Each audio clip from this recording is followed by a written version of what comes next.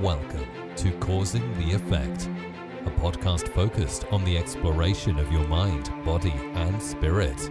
All right, Heather. So I'm going to start you off here with an issue that I've been getting emails from, and I think people would like to hear about it: the resilient mindset. I know you just did an episode on this. For you, and this journey you've been on, people who are stressed out, anxious, angry, all that stuff. What do you think are some of the key pieces to really create that resiliency in the mindset? Man, I think the way I've learned it is by physical feats. And so since I was a very young girl, I've always been a runner. I just, bye mom, going to go for a jog, a run. And, normally that was like 5 or 6 miles. Now as an adult, I understand that was my way of a moving meditation. That's how I become present. But I have been able to persevere despite wanting to quit and give up because I train myself, again, physically, but I bring it into my everyday life. And so it is having affirmations, mantras, being able to what I call kind of tame that monkey mind, because it's that internal dialogue, that negative feedback loop, the self-doubt, limiting beliefs that keep most people stuck and struggling. But ultimately, you have to understand that you are not your thoughts. You have thoughts.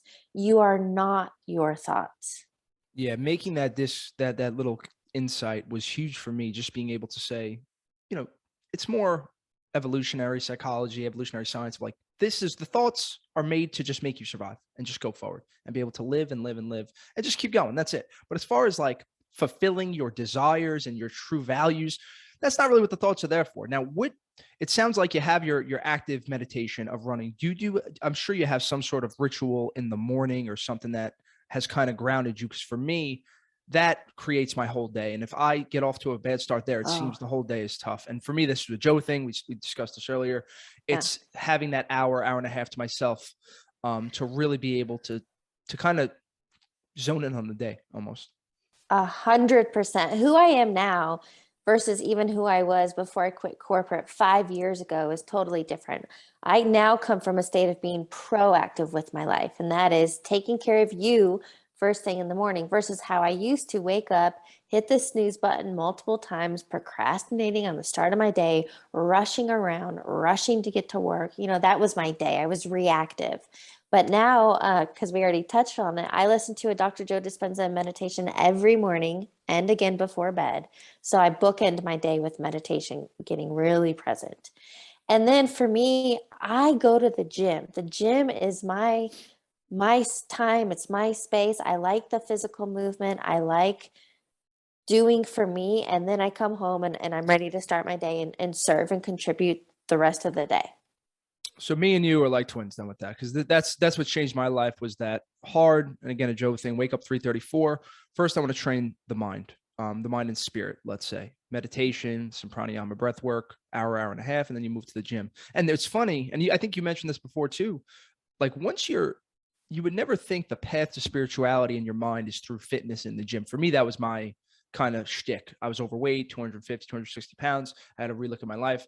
And once I said, wow, you could really like change the physical world. What else is there to change? And that's what led me to Joe. And then all of a sudden you change your mind, you change your thoughts, and you're here. Yeah. Like now you said you're in corporate. What was that? And everybody, I'm sorry, we didn't even do the intro. YouTube, thank you guys for watching. This is Heather Hakes, mindset coach, author. We're talking habits today. We're talking perceptions. We're talking what's going on in reality. Thank you for joining us.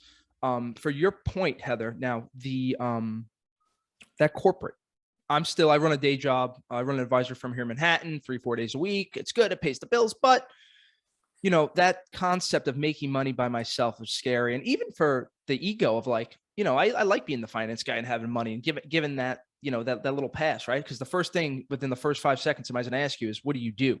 How was that transference for you? And like, were you a fake it till you make it person, or did you really believe the whole time, like, I got this, I'm going to be able to architect my own life? All right. Well, let's go down that rabbit hole. So I quit corporate 5 years ago, literally this month. So June of 2017, finally, I followed the intuitive nudge. So I really want to like hammer that down for people. We all have this internal guidance, this internal compass listen to it, listen to those nudges, those feelings, those thoughts.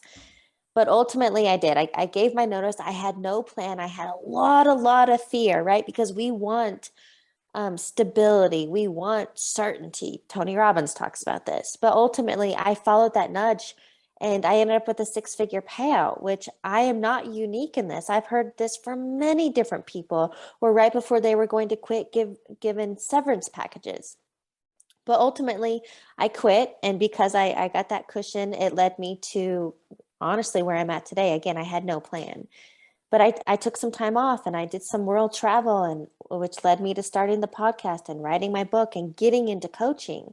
But what I like to say is that entrepreneurship, at least in my experience, has been personal development on steroids. I have had to face a lot of limiting beliefs, self-doubt, imposter syndrome. Who am I to do this? And then I love the meme, the visual of entrepreneur life, that we think it's going to be just this straight line upward movement. And it's actually like this crazy roller coaster of all these squiggly lines. Cause it's like 9 a.m. Yes, I can do it. And then by 2 p.m., what the hell am I doing? And so it's this constant ebb and flow. And that's why mindset is everything, because you've got to learn to control your mind rather than letting it control you.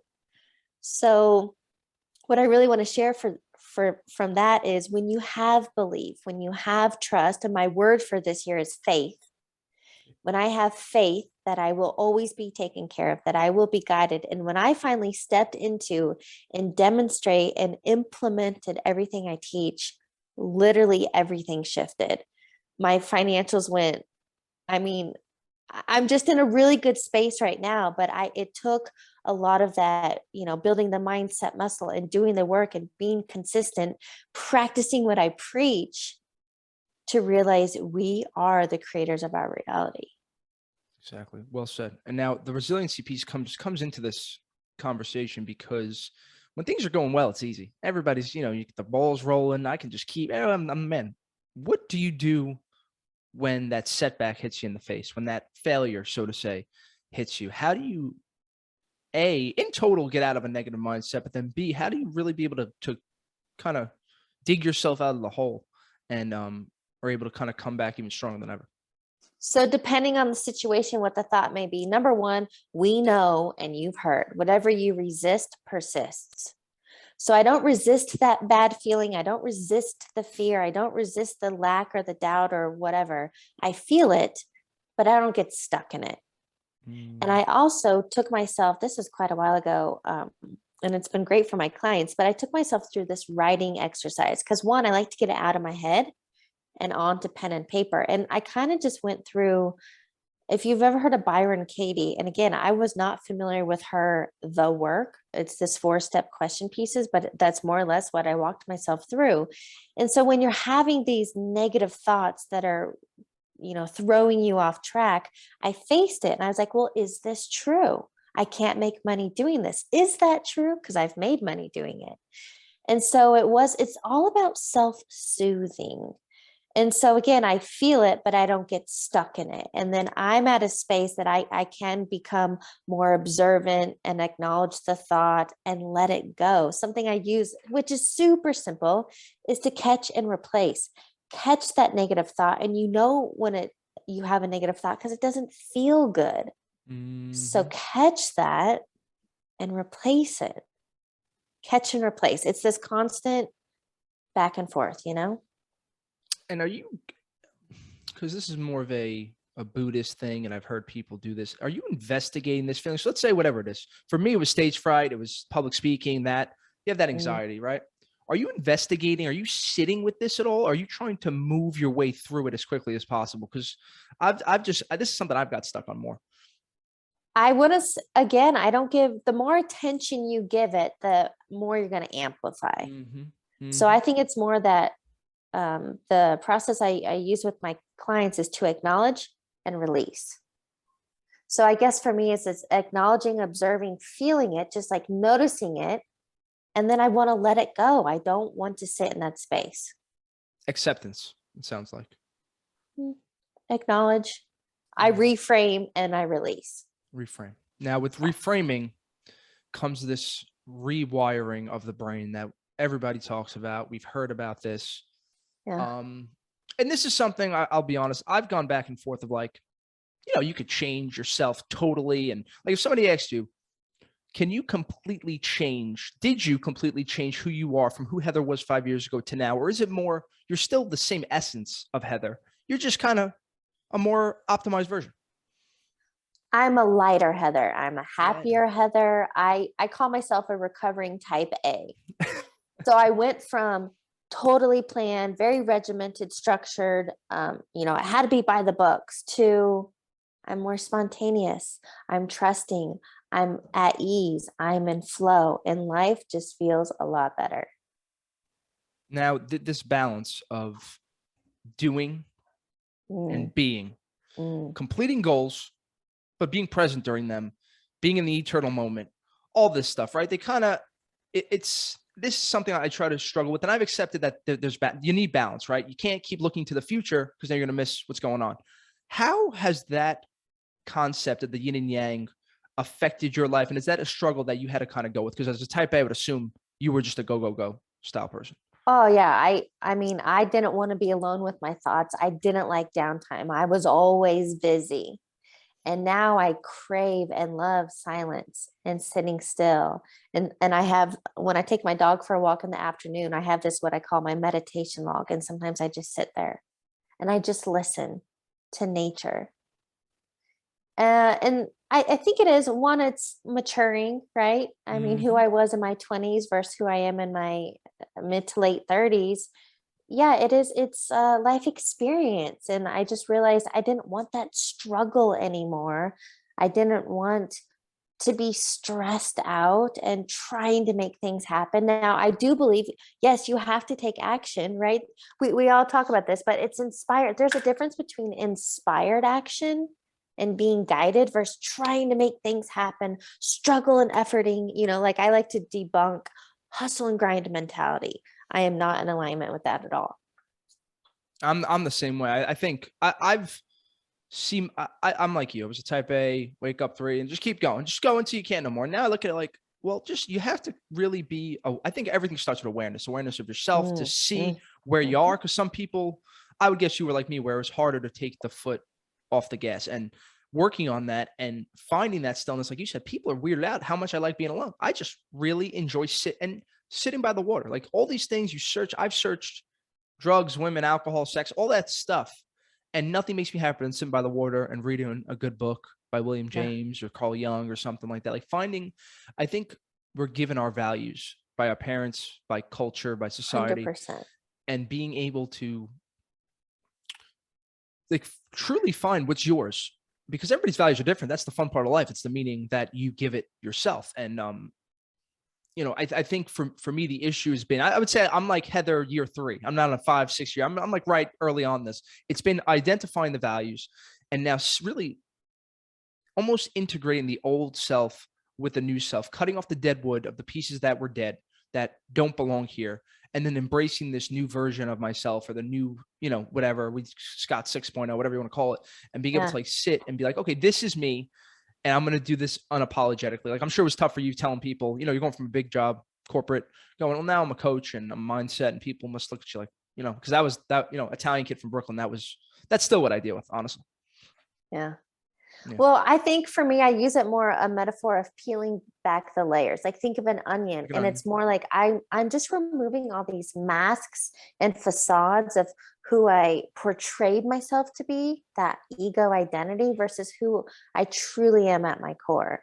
And so when we can pull back all those, and I call it BS, our belief systems. You pull back all the false stuff. And look, I love Dr. Bruce Lipton because he talks so much about the biology of belief, and he explains genetically and mentally, neuroscience and all that. Yes, we are conditioned and programmed from 3rd trimester of pregnancy up until age 7. We're just a sponge taking it all in. So depending on what you grew up around, if you currently are struggling with money, well, you have to understand that, oh, well, I grew up in a household of, my parents fought about money, or we never had enough, or living paycheck to paycheck. Or if you have issues in relationships, then, again, what did you grow up around? And then you now get to decide. This is what free will is, right? Now you get to decide, well, how do you want your life? What are your beliefs? What are your choices? What do you want to experience in this lifetime? Well said. Now, as far as like you mentioned freedom, what is freedom to you? Because my version of freedom has been changing from freedom of choice to like, all this. Like, what did freedom look like to you 5 years ago? And what does it look like to you today? Honestly, mine just comes down to time and financial freedom. I want to live life on my terms. I don't want to, and that's why, even though there were times in these last 5 years when, again, the self-doubt and imposter syndrome, I looked at jobs, I applied to jobs because I was like, well, it would be easier, wanting to fall back to what is known. But ultimately, it's just, I couldn't work for somebody else. I don't want a boss. I want to be able to live the laptop lifestyle, or, take off on a Thursday to go play golf. That's freedom to me. Yes. And now, if somebody's trying to do this, I get these emails every day, Heather, from these kids. Okay. A lot of young. I would say it's a lot of young men and women between that 2026. Listen, I have a good job. I work 9 to 5. I make good money. Yeah. But I want to be a potter. I want to be pick your poison. I want to be a violinist. And I just can't calm myself to do it. And I tell them, like, listen, guys, I still got the 9 to 5. Just like I'm the boss, so I can kind of play it. But like, what would you say to that person? Like, where does it start? Does it start with your habits? Does it start with your beliefs? Do you just throw it? Should you quit the job and jump into the fire? Should you step your foot into, like, tiptoeing? How would you coach somebody like that? Well, gosh, there's so many ways to go about that. One, I love how Tony Robbins says, burn the fucking boats. Right? Stacey Allen. I love that. Yeah. And I think here, not everybody wants to be an entrepreneur, but you asked, so those people seeking, wanting to do something else, but fell into the quote, American dream. I simply woke up one day and realized that dream wasn't mine. And so I guess what I would offer, if you want to start that side hustle, people love that term, the side hustle. Sure, go ahead and start that and get going if you want, or be willing to go all in on that and maybe be doing something night and weekends just to keep yourself afloat. There are so many ways to go about it. So I just don't pigeonhole yourself to think I can only make money in a 9 to 5, or I can only make money whatever it is, and don't shame yourself. If you need to go get a part-time job working UPS nights, because you'll get benefits and pay to float yourself so you can do what you want 9 to 5, then go do that. But ultimately, here's what I want to let people know. I love empowering people. And something I love, Neville Goddard. So if you want to talk manifesting, Neville teaches that, vision boards are great, because it gives people, and it helps people really see desires that they want. And I just want you to know that you can have, be, and do whatever you want in this lifetime. But what Neville teaches is that you have to live from the end. Rather than thinking of your desire, you live from your desire. And so what I want to explain by that, let's say somebody wants to leave their 9 to 5 and they really want to become an author. Like, that's just their dream. They love writing, or a blogger, or whatever. So what I would recommend somebody do is you have to use your 5 senses, put yourself into that end result right now, that, your dream life. So what time do you wake up? What do? You spend time writing? Are you, where are you writing? Are you in the mountains? Are you at the beach? Are you in Italy? And just you have to see it and feel it as though it's so real. Like it's happening right here, right now. That's already your reality, because we could get into quantum physics and some Dr. Joe Dispenza stuff. But what happens is, if you have that desire, you have to realize it's already a possibility. And your only job is to line up with it. And here's what I like to do, because I'm very visual. If you think of life as like the quantum field, the infinite potentialities, as an Excel spreadsheet. So what you want is already somewhere plotted on this Excel spreadsheet. This desire of being an author, let's say it's on cell C7. It's already there. So all you have to do with it, but using your thoughts and your emotions and feelings combined together, connect with it.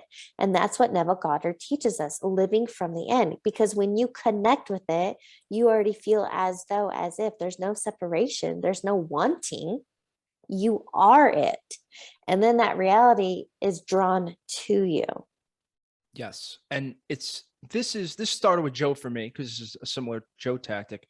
But you know where Joe got this from? This is a Tibetan Buddhist method of enlightenment. So what the Tibetans would do is, to get their form of enlightenment, they would imagine themselves in their enlightened form, and they would sit with themselves. And what you're doing is basically drawing that you're putting yourself at the end of the finish line, like you said, and then it's kind of paving the way. And then what you where your focus goes, energy flows, to throw a little Tony out there, and then it'll come right to you. Now, I'm assuming this is something you practice. I haven't gotten into this yet. This is what you've done. Is this part of your morning? Like, give me the breakdown of the morning ritual, Heather. Like, what does that look like step by step? Wait, before we go that. So I love manifesting. And what I shared with you before we started recording, I was using some Dispenza tactics before he even knew his. And his formula is very simple: clear intention, elevated emotion. You practice that in the meditative state, and that you get the reality. But I have used this. We all are. Let me get clear on that. We are all manifesting every single day. It's just whether or not you're aware of it. And manifesting simply means to bring to fruition. Yes. So whether you're getting what you want or what you don't want, you're still creating that. But let's talk about the fun stuff, right? So I remember, this is back in 2018. I've had a desire. I live in Denver, Colorado. I've had a desire to live in Southern California. That's just what I wanted. And so look, all I did was get the clear intention. This was before I knew Dispenza. I had a clear intention. I wanted to live in Southern California. That's it. I put it out there. I didn't soak in it. I didn't try to make it happen. I didn't figure out the how. And then, quote, out of the blue, one of my friends that I went through her paddleboard yoga teacher training in Lake Tahoe reached out to me, who had a paddleboard yoga company in San Diego for the summer of 18. She's like, Heather, I'm not going to be around. I'm going to be in Costa Rica. And I can live from anywhere. She's like, do you want to come to San Diego and run my paddleboard yoga company for the summer? And I was like, what? Of course I do. So look, she reached out to me because I had that clear intention. And then I simply posted on Facebook, does anyone know anyone in San Diego to help me with a roommate? And everything lined up. It was effortless. So I am telling you, you can do this time. I've done it tons of time with monies. I've done it with travel. I've done it with a lot of things. I currently have a block around dating and relationships, and that's my own thing. And I think we're programmed in this time-space reality currently that everybody's on dating apps. And I just think the swipe game sucks. So I'm in this tug of war of wanting to be surprised by the universe and how it happens, how I meet this guy, versus, that still kind of ego control, wanting to make it happen. And so it's this fine dance. And go ahead. No, everything you're saying is me. Like, my main spot to move to is San Diego. And then everybody knows who listens. That's my weakness, relationships and women. I don't get it. And it's like, we could talk about this. It's hard. I feel like when you're in this space to get somebody on the same level, at least not that. And in Brooklyn, in my world, it's just a certain type of person. I don't think we were not meant to go here, people, but we're going here. This is just it. We manifested. So it's like, it's been something of that's been a block for me in the sense of, like, it's easy to find a woman, but it's hard to find that real deep connection. I was like thinking, like, do I have to find a girl who's like manifesting and doing all this stuff as well? Or is it like somebody who's just going to accept you more? Cause you get that weird look in the bar. I feel like it's set hard. Like, what are you reading nowadays? It used to be like, are you hot? Now it's like, well, what are you reading? What are you into? What are your goals? What are your hopes? What are your dreams? It gets iffy, I think. Okay, so then we're similar, but again, you have a belief that it's hard, or that you won't find somebody on the same.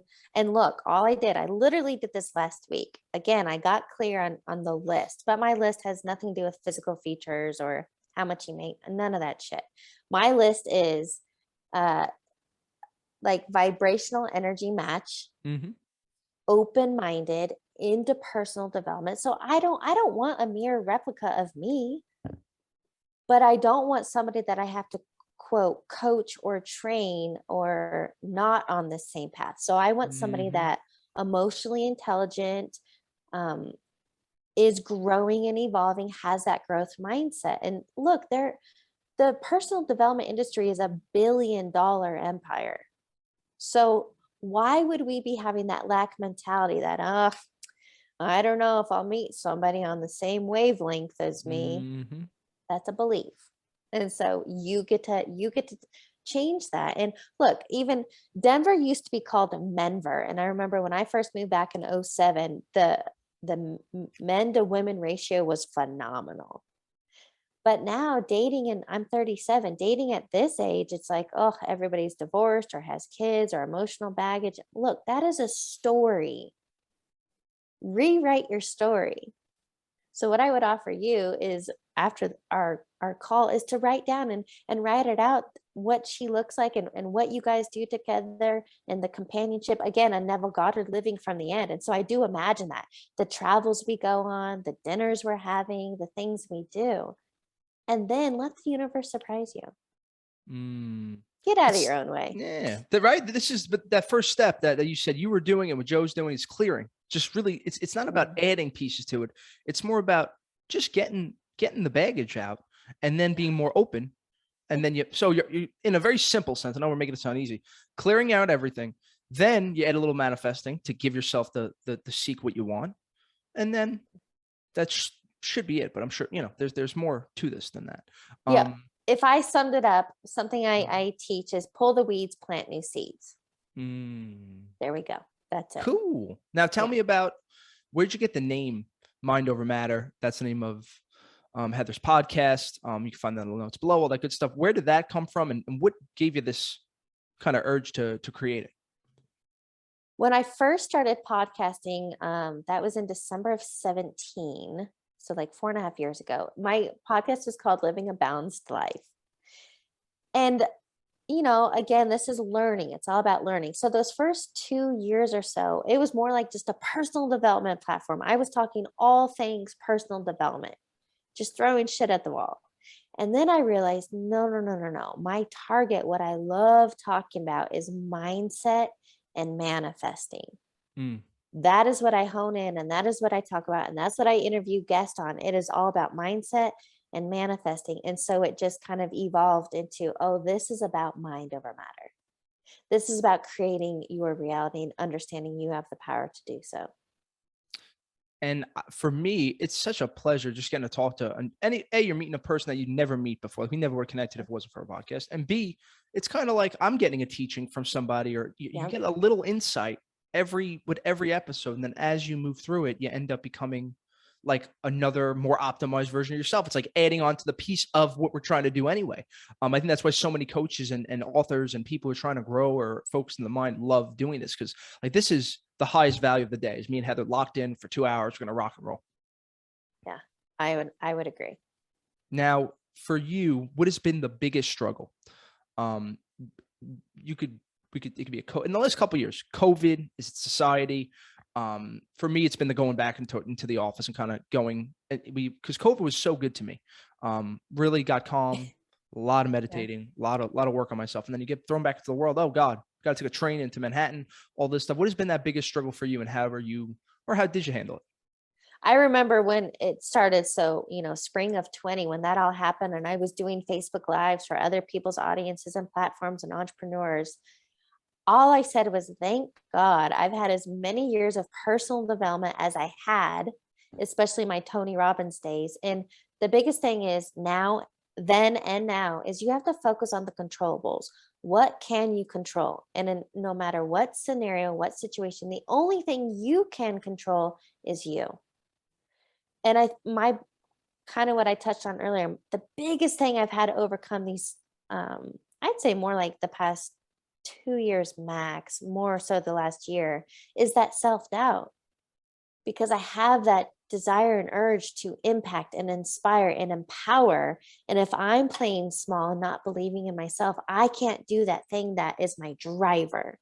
So it really was overcoming that so I can step into my full potential and make the impact that I want. And here's the thing about COVID, and now the fear mongering is another recession, and Mhm. there are people that excel in every economy. So again, just focus on the controllables. That's you. Adapt and innovate. Adapt and innovate. So the key to you overcoming that self-doubt was really focusing on the things that you could focus on. Yeah. And building confidence. I had to build confidence. And again, that was the physical feats.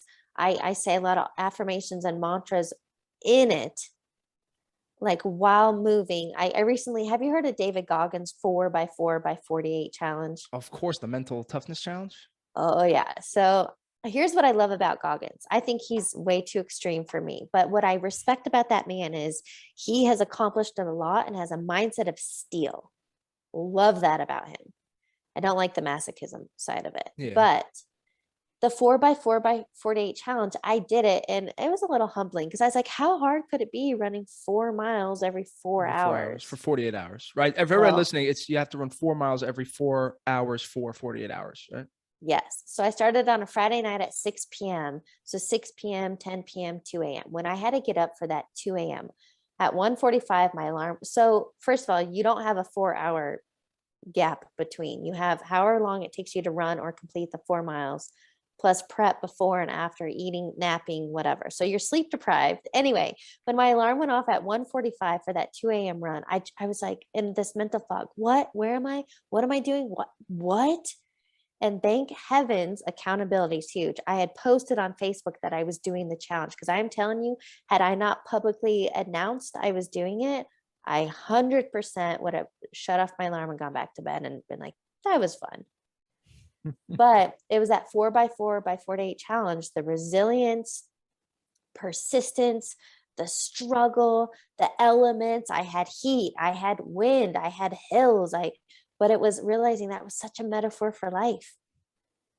And conquering that, getting through that was just, again, building the mindset muscle and realizing I can literally do anything that I put my mind to and that I go all in on. And I think there's something to be said about suffering, putting yourself through, not to Goggins's level. He's shot, running, doing all those marathons with the broken foot and stuff. But there's something but a healthy dose of suffering, even for I mean, that sounds like you put yourself. I would say that was probably one of your most suffering states in the last couple of years. Would you agree? The 4x4x48. Yeah. I don't know. I think honestly, I don't even like that word suffering because when I did ayahuasca, the message that came to me is that all struggling is self-imposed. Mm. And now I've experienced, and we all have, all suffering, all struggle stems from thought. So I would almost think those physical feats, because it was short, right? It was only a 48-hour period. I would think I've actually had more, quote, suffering or struggling by being stuck in that monkey mind, by believing my thoughts, by those months that I spent questioning if I could do this and applying to jobs was much more of a suffering and struggle than a 48-hour challenge. Wow. How was where did you take the ayahuasca trip? Was it in America or? Yeah, actually here in Colorado. So there's a Colombian tribe that comes to California and Colorado a couple times a year. A buddy of mine had done it in Estes Park, and so I ended up doing it through them. And I just did 2 nights. That was plenty for me. And I think a lot of people chase those highs. I did it I just wanted to experience what was ayahuasca all about. And it's different for everyone depending on your experiences and your amount of surrender to let go and not trying to make something happen. But yeah, I did it here in Colorado. Very cool. Yeah, Colorado. When I went, it was like, just driving through, seeing all these wellness centers and people into their mind. I was like, holy crap! Like this is the place to be.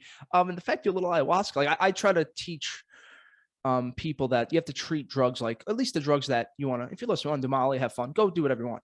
But the drugs that you're trying to kind of get more consciousness or awareness, treat it like medicine. You really have to, Oh, yeah. it's not a diet where you're trying to do this for it's just medicine. Use it when you need it. For me, I've had experience. Ayahuasca is phenomenal. Kambo, mushrooms, whatever, take your pick. But when you use things the right way, you don't get it. Like, it sounds like you just had, I just want to try it. And then had a little breakthrough, probably a little shift in perspective. Yeah. Oh yeah. Now, my last question to you is, this is going to be regarding perspective. If you could tell the audience one piece of advice or something that really changed your perspective on life and for them to get going and start reaching towards those goals, what would that be? I live from a state of curiosity. Hmm. And I think being curious is key because I'm open-minded. I question things. I listen to other perspectives. I take in, all right, well, that worked for them. How could it work for me? I tweak it for myself. But ultimately, our life is via our perspective. It's the lens that we see it through. And so if you live in a very limited viewpoint, believing everything we've been conditioned and taught, which is a fraction of what's truly possible, well, that will be your experience. But if you live from a state of curiosity, open-minded, trying new things, evolving and growing, that will be a whole nother experience. Curiosity. That's such an, I do the opposite. I come from judgment, which is just the worst. So I'm trying to change that. Curiosity is the cousin that I'm going to write this down with my future wife and my house in San Diego. Curiosity, because that's going to be the next thing to manifest. Heather, this was awesome. Thank you so much for your time. Everybody, please check out Mind Over Matter. It's in the notes below. Everybody watching on YouTube, thank you guys so much. Smash the like button, subscribe, leave a review if you're listening. That's it. Heather, anything else? You're all good? It was great. Thanks for having me. No problem. As always, stay safe, stay positive, stay blessed. We'll talk to you later. Bye-bye.